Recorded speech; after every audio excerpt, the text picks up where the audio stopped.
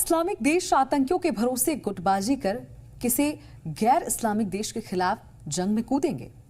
हुआ तो ऐसा ही। अजरबैजान और आर्मेनिया के बीच जंग जारी है। सैकड़ों सैनिकों और सिविलियंस मारे गए हैं। खबर है कि इस जंग में तुर्की भी अजरबैजान की तरफ से कूदा है। इधर पाकिस्तान ने भी अपने नए खलीफा एर्दोगन के सुर में सुर मिलाए हैं।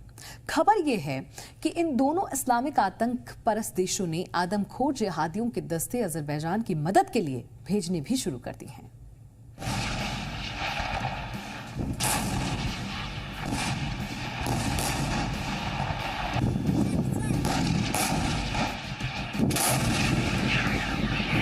जंगे अजरबैजान आर्मेनिया, क्या विश्व युद्ध में कूदेगी दुनिया?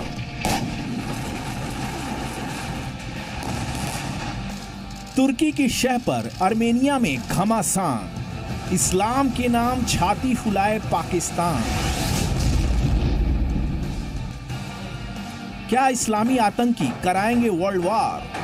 तुर्की पाक के आदमखोर जिहादी तैयार।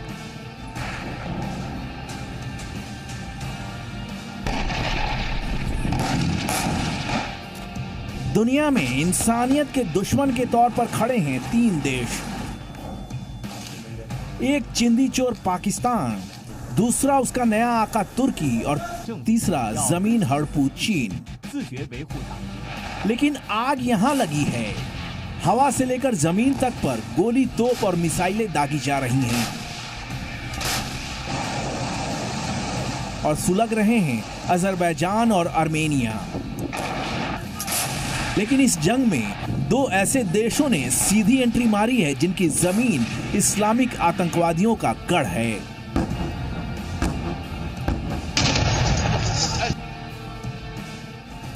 एक तुर्की और दूसरा पाकिस्तान। खबर है कि तुर्की पाकिस्तान अजरबैजान के मदद के लिए आतंकी भेज रहे हैं। तो क्या इस्लामिक राष्ट्रों के बीच अब युद्ध के लिए धार्मिक गोलबंदी शुरू हो चुकी है? यह युद्ध होगा एक्चुअली अगर देखा जाए तो यूरोप के जो क्रिश्चियंस हैं वो और जो टर्की के साथ इस्लामिक ब्लॉक है उनका। रशिया में क्योंकि नेचुरली वहाँ पर काफ़ी सारे आर्मेनियन क्रिश्चियन हैं, ऑर्थोडॉक्स क्रिश्चियन है वहाँ पर, तो रशिया ने पहले ही अनाउंस कर दिया है कि वो इस मामले में आर्मेनिया के साथ में है। यूएसए का जो रुख रहेगा वो यूरोप को देखते हुए रहेगा कि क्रिश्चियनिटी को कोई खतरा नहीं पहुंचना चाहिए।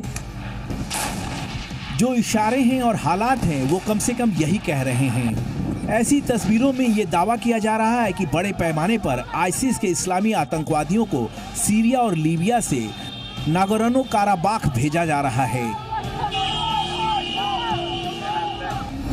दरअसल अजरबैजान में करीब 97% आबादी मुस्लिम है। आर्मेनिया में करीब 94% ईसाई लोग रहते हैं।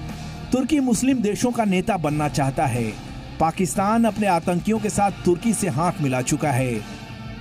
पाकिस्तान ने आर्मेनिया का जमकर विरोध किया है। इस्लामी आतंकवाद के समर्थक देशों की ये लामबंदी दुनिया के लिए आने वाले खतरे का सबसे बड़ा अलार्म बजा रही है।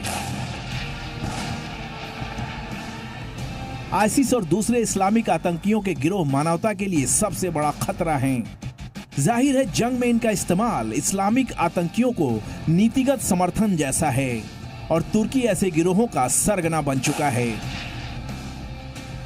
जिस तरीके से टर्की एक एक्टिव रोल प्ले कर रहा है पिछले कुछ वर्षों से इस्लामिक कंट्रीज में, या जिन देशों को लगता है कि जो इस्लाम के मुद्दे होने चाहिए वो सऊदी अरेबिया खुल के नहीं उठा रहा है, उन देशों की अनहैप्पीनेस को टर्की हार्वेस्ट करके अपनी तरफ खींच रहा है। तो ओवरऑल नेट रिजल्ट इस समय यह हो रहा है कि विदाउट डाउट टर्की का इन्फ्लुएंस इस्लामिक वर्ल्ड के एक तबके में कुछ देशों में बढ़ रहा है।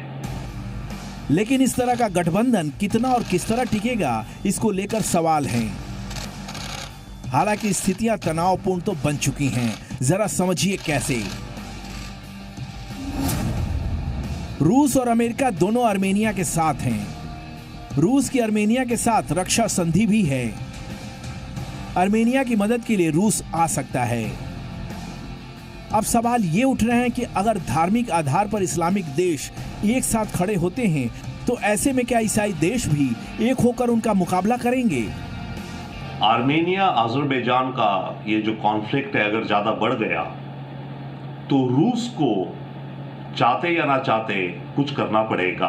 अभी तक क्या होता था, जब अजरबैजान और आर्मेनिया के आपस में छोटे मोटे कॉन्फ्लिक्ट होते थे तो रशिया किसी हिसाब से उनको आपस में सिला करके उनकी सुलह संबंधी करा करके उनको शांत कर देता था।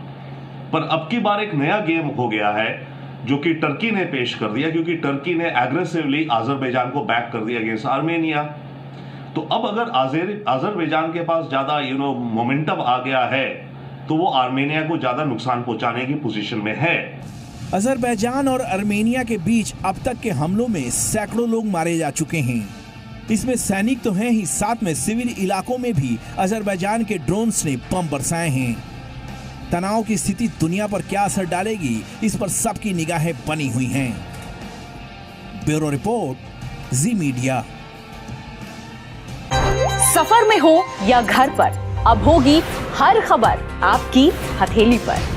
ऐप स्टोर पर जाएं और डाउनलोड करें जी हिंदुस्तान ऐप। 5 भाषाओं में चुनें अपनी पसंद की भाषा। जी हिंदुस्तान के लाइव टीवी पर कीजिए क्लिक और देश दुनिया की हर खबर पर रखिए 24 घंटे अपनी नजर।